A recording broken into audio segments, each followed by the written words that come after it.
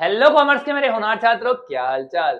तो बच्चा पार्टी, आज हम करने वाले हैं आपकी मैक्रो इकोनॉमिक्स का most important chapter, chapter number 4, methods of calculating national income. मैंने क्या बोला? मोस्ट इंपॉर्टेंट चैप्टर, क्योंकि इस चैप्टर की आपके एग्जाम में वेटेज भी बहुत ज्यादा है और साथ में ये चैप्टर बहुत इंपॉर्टेंट होने वाला है 12th के लिए भी और सीयूटी के लिए भी, क्योंकि यहां से न्यूमेरिकल्स बनते हैं। तो बच्चों, ईयरफोन लगा लो, वॉल्यूम बढ़ा लो, अपने भाई के साथ इस चैप्टर को बहुत ही कंसेप्चुअली समझने के लिए तैयार हो जाओ।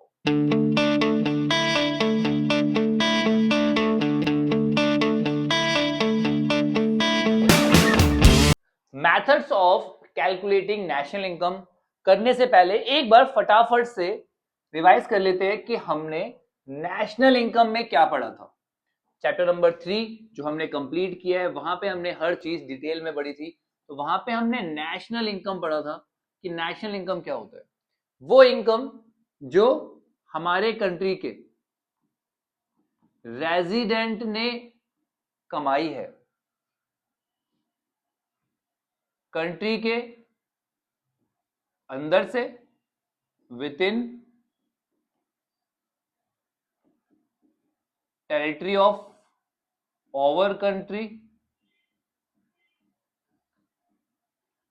और outside the territory of country. कहां से कमाई है कोई फर्क नहीं पड़ता, बट कमाई किसने होनी चाहिए? हमारे रेजिडेंट ने, हमारे नॉर्मल रेजिडेंट ने। याद आ रहा है कुछ? अच्छा, नेशनल इनकम को हम इंडिकेट किससे करते हैं? N N P at F C, net national product at factor cost. ये होती है हमारी नेशनल इनकम। कुछ रिवाइज हुआ? बहुत बढ़िया, शाबाश। चलिए, अब इसी नेशनल इनकम को बच्चों हमें कैलकुलेट करना है, और इसको कैलकुलेट करने के हमारे पास 3 मेथड है। ठीक है बेटा, पहला मेथड आता है हमारे पास वैल्यू एडेड मेथड, जहां पर हम सम टोटल करते हैं जितनी भी वैल्यू एडिशन की गई है इकोनॉमी में। हमारी इकोनॉमी मतलब हमारी कंट्री में जितनी भी वैल्यू ऐड की गई है उन सबको टोटल कर देते हैं, तो वहां से हमारा नेशनल इनकम कैलकुलेट होता है। ठीक है, इस मेथड को हम लोग वैल्यू एडेड मेथड बोलते हैं, क्योंकि यहां पे हम वैल्यू एडिशन को कंसीडर करते हैं। आज इसी को हम पढ़ने वाले हैं बहुत डिटेल में। ठीक है, तो पहला मेथड हो गया हमारा वैल्यू एडेड मेथड, जहां पे हम वैल्यू एडिशन को कंसीडर करते हैं। ठीक है, अगला मेथड होता है बेटा हमारा इनकम मेथड। यहां पर हम टोटल करते हैं जितनी भी इनकम जनरेट की गई है हमारी इकोनॉमी में। नाम से क्लियर है, इनकम मेथड। तो यहां पर हमारी इकोनॉमी में जितनी भी इनकम अर्न की गई है उन सबको टोटल कर देंगे, तो वहां से नेशनल इनकम कैलकुलेट करेंगे। ठीक है, लास्ट और हमारा थर्ड मेथड वो है एक्सपेंडिचर मेथड। एक्सपेंडिचर मतलब खर्चा। ठीक है, यहां पे हम सम टोटल करते हैं जो भी एक्सपेंडिचर किया गया होता है फाइनल गुड्स एंड सर्विसेज पर, जो प्रोड्यूस हुई है हमारी इकोनॉमी में। भाई, हमारी इकोनॉमी में जितनी भी गुड्स एंड सर्विसेज प्रोड्यूस की गई है उस पर कितना खर्चा किया गया है उस सबको टोटल कर देंगे, तो क्या आ जाएगा? हमारा एक्सपेंडिचर मेथड। तो हमारे पास 3 मेथड है, value added method, income method and then expenditure method. चलिए, तो पहला मेथड कौन सा है? हमारा वैल्यू एडेड मेथड। बट ये मेथड समझने से पहले हमें समझना है ये वैल्यू एडेड क्या होता है। भाई, व्हाट इज वैल्यू एडिशन? ठीक है बेटा, चलो पहले वो समझते हैं, फिर इस पे वापस आएंगे। ठीक है, तो वैल्यू एडिशन क्या है? What is value addition? Example समझाता हूं मैं आपको। एक फार्मर है। फार्मर क्या है, अपने खेत में, अपनी फील्ड में वीट उगाना चाह रहा है। अब वीट को उगाने के लिए उसे कुछ इनपुट चाहिए होगा।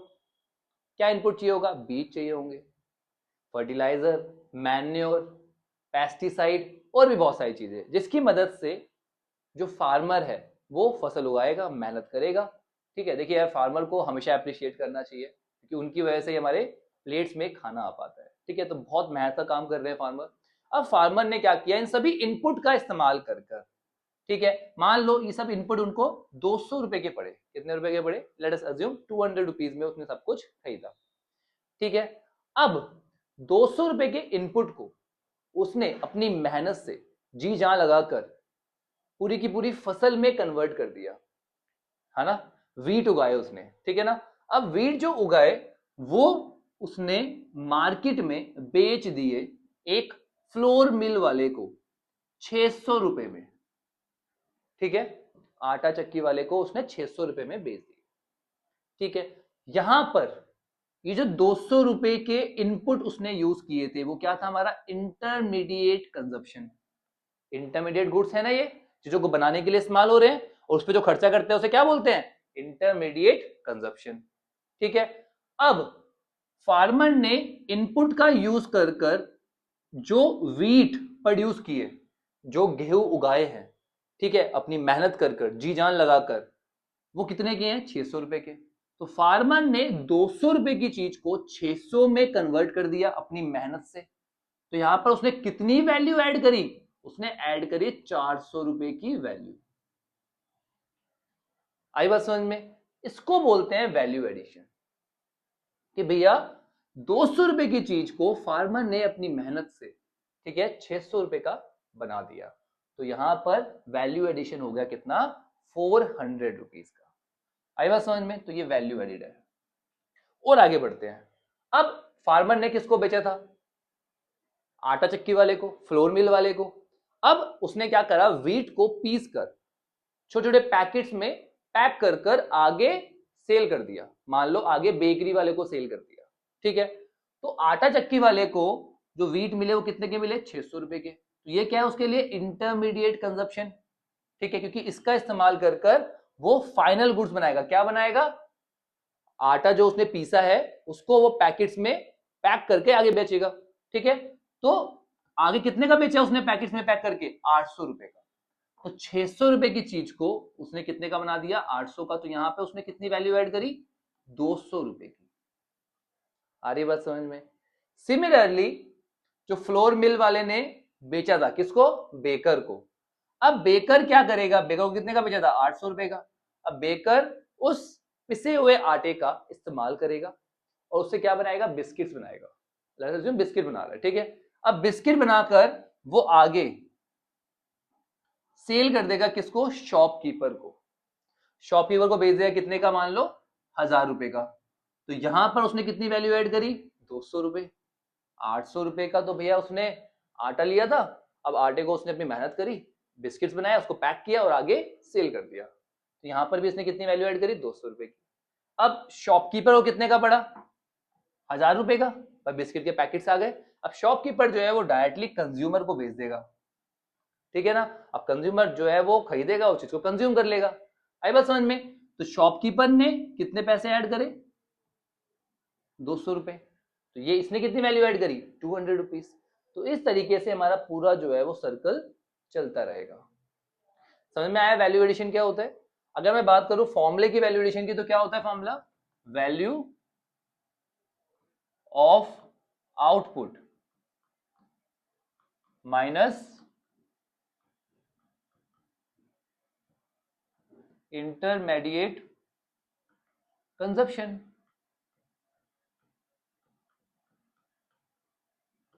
यहां पर हम यही तो कर रहे हैं, वैल्यू ऑफ आउटपुट में से इंटरमीडिएट कंजप्शन को माइनस कर रहे हैं। तो क्या आ रहा है, वैल्यू एडिड। इजी। चलिए, तो वैल्यू एडिड मेथड क्या कहता है, ये मेथड कहता है कि भैया नेशनल इनकम को हमें मीजर करना है in the terms of value addition, in the term of value addition, कि भैया कितनी वैल्यू ऐड की गई है उसकी टर्म में हमें कैलकुलेट करना है नेशनल इनकम को।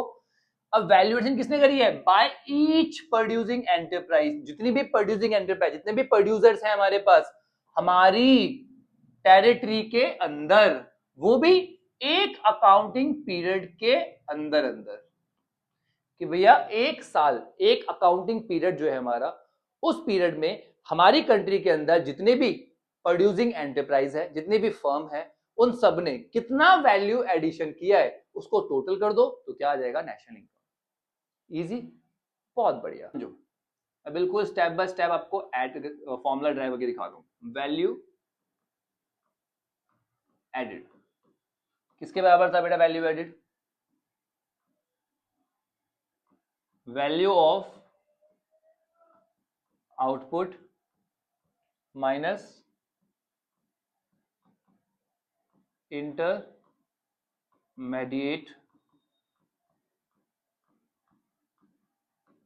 कंजप्शन, हाँ या नहीं? चलिए, तो वैल्यू ऑफ आउटपुट में से अगर आप इंटरमीडिएट कंजप्शन को माइनस कर देंगे तो हमारा वैल्यू एड आ जाएगा। अब ये वैल्यू ऑफ आउटपुट जो है ये कैसे कैलकुलेट होता है बेटा? वैल्यू ऑफ आउटपुट क्या होता है बेटा, बहुत ध्यान समझना। सेल जो आपने सेल करी है plus change in stock,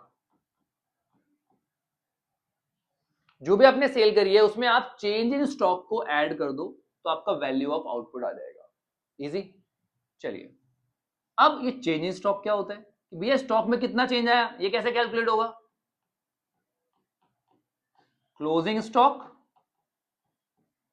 minus opening stock. So easy, ठीक है। तो अगर मैं एक कंप्लीट फॉर्मूला आपको बताऊं वैल्यू एडिड का तो क्या बनेगा?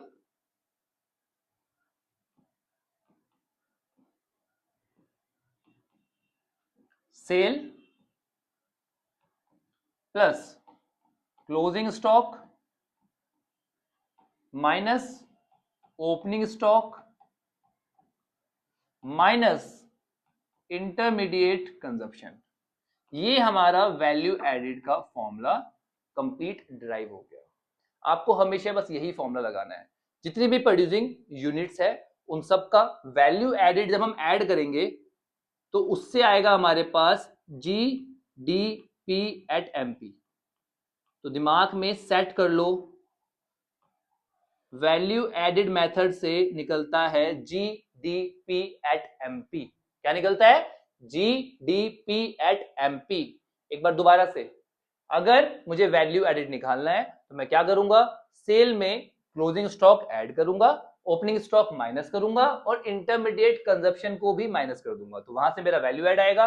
और अब हमारी डोमेस्टिक टेरिटरी के अंदर जितनी भी प्रोड्यूसिंग यूनिट है उन सब ने जितनी भी वैल्यू ऐड करी है उन सबको मैं टोटल करूंगा तो वहां से निकलेगा मेरे पास G D P at M P. आगे बात समझ में? Gross domestic product at market price. अब इसको मुझे नेशनल इनकम में कन्वर्ट करना है तो हम दोनों वीडियोस में, हमने जो पिछले प्रीवियस हमारी दोनों वीडियोस थी वहां पर मैंने आपको, जब मैंने कंसेप्ट समझाए थे तब भी समझाया था और जब मैंने न्यूमेरिकल्स वाली वीडियो आपको प्रोवाइड करी है वहां पर भी मैंने आपको कन्वर्जन दोबारा समझाया। ठीक है, तो कन्वर्जन कैसे करना है नेशनल इनकम में? नेशनल इनकम क्या होता है? N P at F C. ठीक है, अब यहां से यहां तक कैसे पहुंचा जाएगा बेटा? जी को किस में करना है? एन में। तो क्या करना पड़ेगा? ग्रॉस को नेट में करने के लिए डेप्रिसिएशन माइनस करना पड़ेगा, राइट। डी को, डोमेस्टिक को किस में करना है? नेशनल में। तो डोमेस्टिक को जब हम नेशनल में कन्वर्ट करते हैं तो क्या करते हैं? प्लस करते हैं क्या? N F I A, net factor income from abroad. यहां पर जो हमने बाहर से कमाया है माइनस जो बाहर वालों ने हमारे यहां से कमाया है, ठीक है, तो उससे आएगा net factor income from abroad. ठीक है, अगला एमपी को हमें एफसी में करना है। एमपी को एफसी में, मार्केट प्राइस को फैक्टर कॉस्ट में कन्वर्ट करना है तो क्या करना पड़ेगा हमें? Minus N I T, net indirect tax minus करना पड़ेगा। तो वहां से ये सब कुछ करने के बाद हमारा आ जाएगा नेशनल इनकम।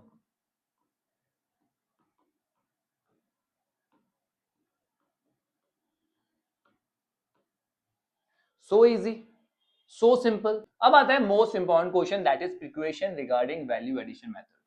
कि भैया कौन कौन सी ऐसी प्रिक्वेशंस है, कौन कौन सी सावधानियां हैं जो आपको रखनी होगी जब आप वैल्यू एडिशन मेथड से नेशनल इनकम को कैलकुलेट करोगे। और यहां पर ना ये वाली बात बिल्कुल सेट होती है, सावधानी हटी दुर्घटना घटी। तो दुर्घटना ना हो इसलिए ये सब चीजें आपको याद रखनी है नेशनल इनकम कैलकुलेट करते वक्त वैल्यू एडिशन मेथड से। और साथ में यहां से डायरेक्टली थ्योरेटिकल क्वेश्चन भी बन जाता है। तो इसलिए ये टॉपिक बहुत इंपॉर्टेंट है, बहुत ध्यान समझना। ठीक है बेटा, चलिए। Value of the same and the purchase of second hand goods are not included. भैया जी सेकेंड हैंड गुड्स को आप इंक्लूड नहीं करोगे। देखो यार, एक बार जो चीज बिक चुकी है ना, उसकी जो वैल्यू है वो ऑलरेडी ऐड हो चुकी है, ठीक है। अब दोबारा से उसको आप बार बार बेचते रहोगे और वैल्यू ऐड करते रहोगे नेचुरल इनकम में, तो वो चीज सही नहीं है, ठीक है। तो आपको सेकेंड हैंड गुड्स को इंक्लूड नहीं करना। समझ में आ गई बात? बहुत बढ़िया। देखिए सेकेंड हैंड गुड्स को तो इंक्लूड नहीं करना, बट सेकेंड हैंड गुड्स को बेचने पर जो आपने कमीशन अर्न करी है उसको इंक्लूड करना है।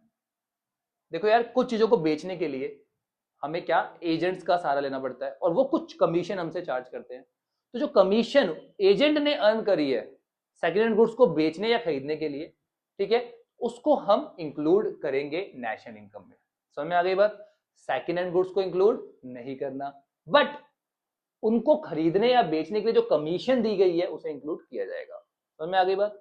चलिए, on account production of goods of producing unit is considered.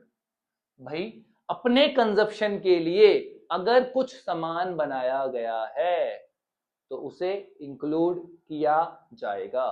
Example समझ लो, एक कार मैन्युफैक्चरर है, उसने एक कार अपने पर्सनल यूज के लिए रख ली, तो उस कार की जो वैल्यू है उसे हम नेशनल इनकम कैलकुलेट करते वक्त वैल्यू एडिशन मेथड से ऐड करेंगे। आगे बात समझ में? बहुत बढ़िया।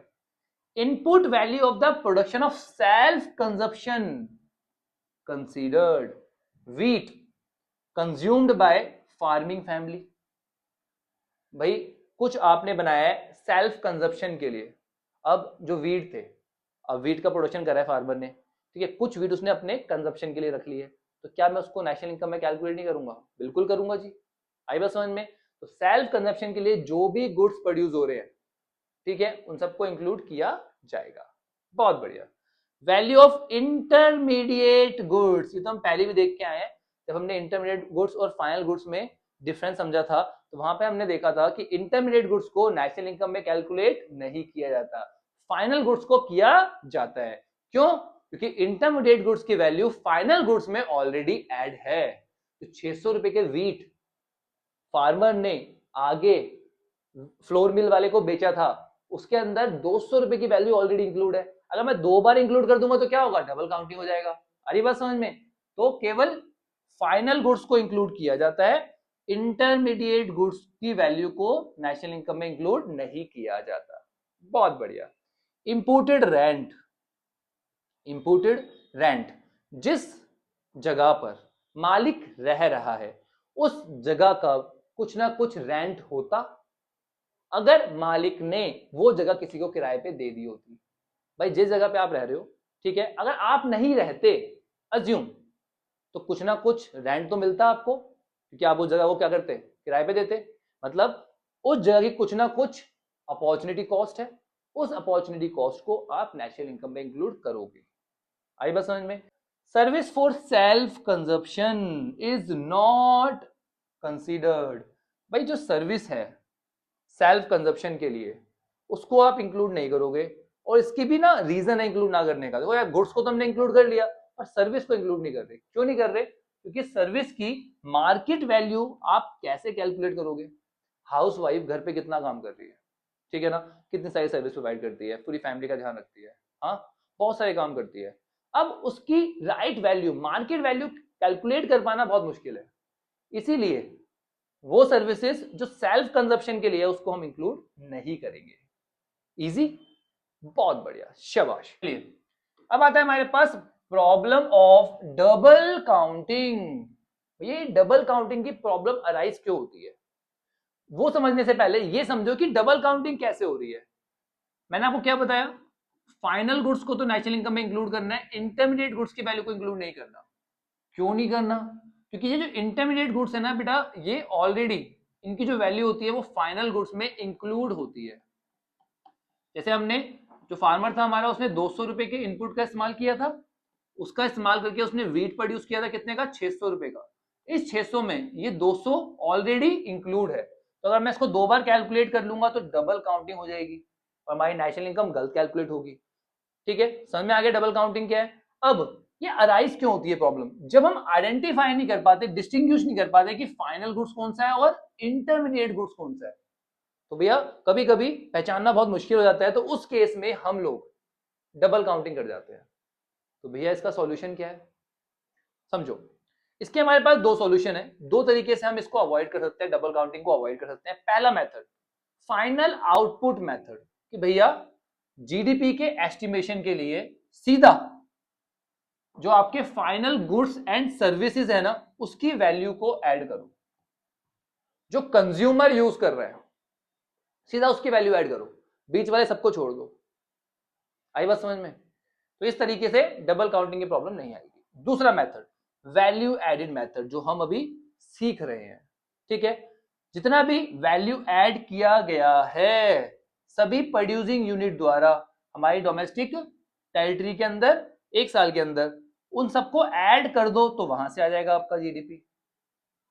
आई बात समझ में, तो दो तरीके हैं, या तो फाइनल गुड्स एंड सर्विसेज जो है उनकी वैल्यू ऐड कर दो, या फिर क्या करो, जितना भी वैल्यू एडिशन करा है सभी प्रोड्यूसिंग यूनिट ने उसको ऐड करो। इस तरह से डबल काउंटिंग की प्रॉब्लम नहीं होगी। इजी, चलिए शाबाश। अब आता है हमारे पास हमारा क्वेश्चन, ठीक है बेटा। चलिए, तो यहां से आपको वैल्यू एडेड मेथड बिल्कुल क्लियर हो जाएगा। सबसे पहले एक बार दोबारा से रिवीजन करते हैं, वैल्यू एडिशन निकालते कैसे हैं, वैल्यू एड कैसे निकलेगा, सेल, सेल में क्या ऐड करेंगे, closing stock minus opening stock और माइनस इंटरमीडिएट कंजप्शन। याद आ गया। चलिए अब क्वेश्चन करते हैं। On the basis of following data about an economy which consist of only two firms, देखिए दो ही फर्म दे रखी है, ए और बी, तो कह रहा है कि कितना कितना वैल्यू ऐड किया है ए ने और बी ने, वो कैलकुलेट करो। ठीक है, हम लिख लेते हैं यहां पे वैल्यू एडेड बाय ए, और यहां लिख लेते हैं वैल्यू एडेड बाय बी। ठीक है, चलिए अब एक एक करके क्वेश्चन पढ़ते हैं। Sale by firm A firm ने क्या करा है, सेल करा है, तो क्या होता है भैया, सेल तो आपको पता है हमेशा हम ऐड करते हैं, सेल में से ही बाकी चीजें माइनस करेंगे, तो सेल कितनी करी है, 100। ठीक है, purchase from firm B by firm A ने बी से परचेज किया है, ए ने खरीदा है किससे, बी से, मतलब ये क्या हुआ, रॉ मेटेरियल खरीदा है। ठीक है, ये है हमारा इंटरमीडिएट कंजप्शन। ठीक है, तो यहां पर इंटरमीडिएट कंजप्शन जो है उसको हम क्या करते हैं, माइनस करते हैं, कितना इंटरमीडिएट कंजप्शन, 40। ठीक है बेटा, चलिए purchase from firm A by firm B, अब बी ने ए से खरीदा है, तो मतलब ये क्या है हमारा, आपको पता है सेल, सेल में से हम क्या माइनस करते हैं, इंटरमीडिएट कंजप्शन, तो ये इंटरमीडिएट कंजप्शन है कितना, 60 रुपीज का। इजी, बी ने ए से खरीदा है, मतलब ये इंटरमीडिएट कंजप्शन है किसके लिए, बी के लिए। सेल बाय फर्म बी, अब बी ने कितनी सेल करी है बेटा, 200, तो यहां पे हम लिख दिया 200।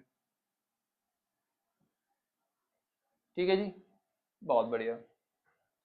चलिए क्लोजिंग स्टॉक ऑफ फर्म ए, तो आपको पता है क्लोजिंग स्टॉक क्या होता है, plus closing stock, closing stock तो ऐड होता है, तो क्लोजिंग स्टॉक ऐड कर देंगे। फर्म ए का कितना है, 20। ठीक है जी, और क्लोजिंग स्टॉक फर्म बी का कितना है, क्लोजिंग स्टॉक फर्म बी का कितना है बेटा, 35। ठीक है, 20 और 35 हमने क्लोजिंग स्टॉक ऐड कर दिया। अब ओपनिंग स्टॉक दे रखा है ए और बी दोनों का, 25 और 45। ओपनिंग स्टॉक क्या होता है बेटा, माइनस होता है।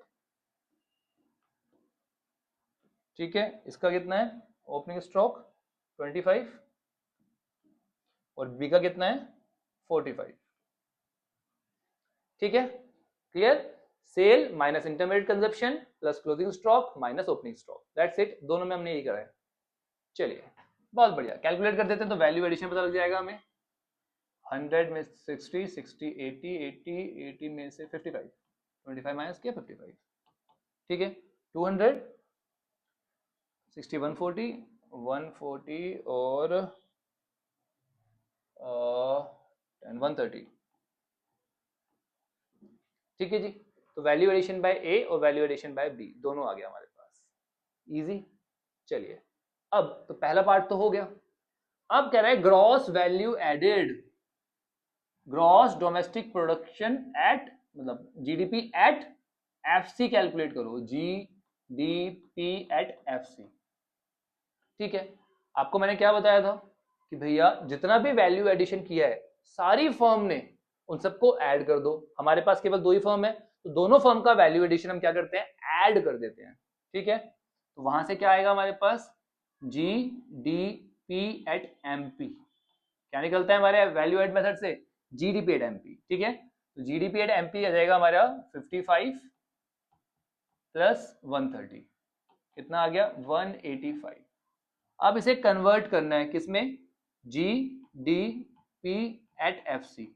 मतलब मुझे इस एमपी को एफ सी में कन्वर्ट करना है। जब भी एमपी को एफ सी में कन्वर्ट करते हैं तो हम क्या करते हैं, minus N I T, net indirect tax minus करते हैं।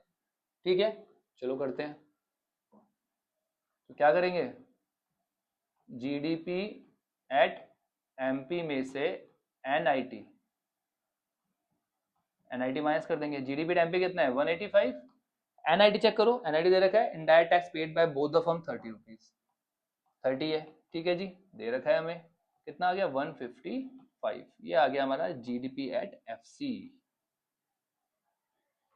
इजी, समझ में आ गया, कुछ नहीं किया, बस अपना फॉर्मूला पुट कर दिया, दैट्स इट। बहुत बढ़िया, शाबाश।